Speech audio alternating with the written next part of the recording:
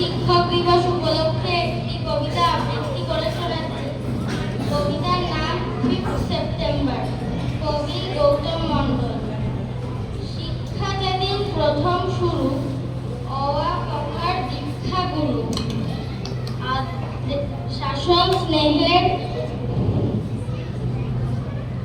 শাসন স্নেহের পরশ মাখা দয়ালু অন্তর। আজকে এলো সেই শুভ দিন, 5 সেপ্টেম্বর।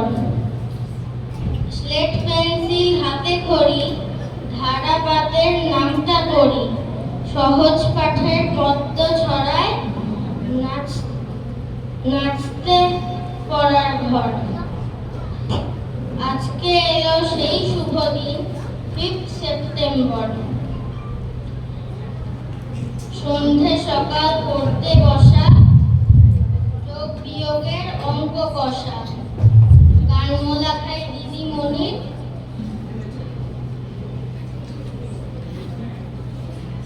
চোখ ভিজে ঝরঝর।